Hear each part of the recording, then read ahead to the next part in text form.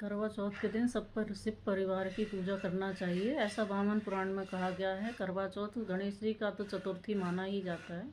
इस दिन शिव परिवार की, शिव जी की, माता पार्वती की, कार्तिकेय जी की विशेषकर पूजा करने का विधान है।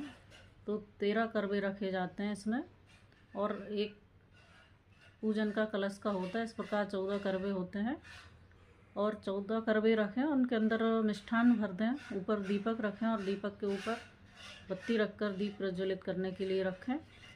और करवे के पास में एक थाली में, पहले तो चौकी पर ही रख देते थे, बालू रखें और उसमें पीपल का वृक्ष अवश्य बनाएं, ऐसा मत्स्य पुराण में कहा गया है और वामन पुराण में भी इसका विवरण मिलता है। तो पीपल का वृक्ष कैसे बनाना है, तो तीसरी उंगली जो है पहली उंगली से नहीं बनाना है, तीसरी उंगली से या बीच की उंगली से बनाएं और इसका पूजन करें। और जो भगवान की आप तस्वीर रख रहे हैं उसके नीचे चावल अवश्य उनको आसन के रूप में दें।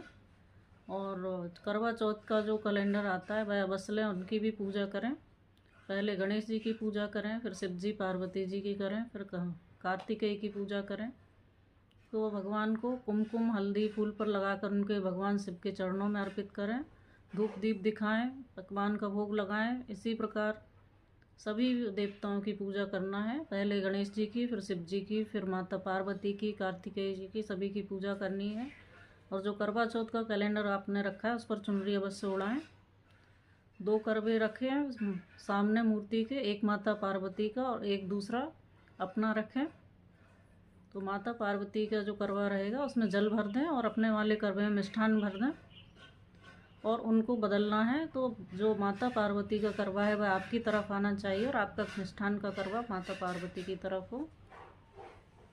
इस प्रकार आप जो जल का करवा है वह आपके पास आया, उसी से आपको अर्घ्य देना है, तो वह आप रख लें। और जो पकवान वाला करवा है वह सुहागन सास को देना चाहिए जो सधवा हो। यदि सधवा नहीं है तो उस घर की किसी बड़ी महिला को दे सकते हैं, परिवार की, ससुराल की, या अन्य किसी स्त्री को भी दे सकते हैं। माता को 16 श्रृंगार अवश्य चढ़ाएं, पार्वती माता को 16 श्रृंगार की वस्तुएं अवश्य चढ़ानी चाहिए, खुद भी 16 श्रृंगार करें। करवा फेरें तो करवा कितने बार फेरा जाता है, 7 बार उसको फेरना चाहिए। और हाथ क्रॉस करके 7 बार करें, सीधे हाथ करके नहीं उठा लेना है, हाथों को क्रॉस की मुद्रा बनानी है फिर उठाना है। जैसे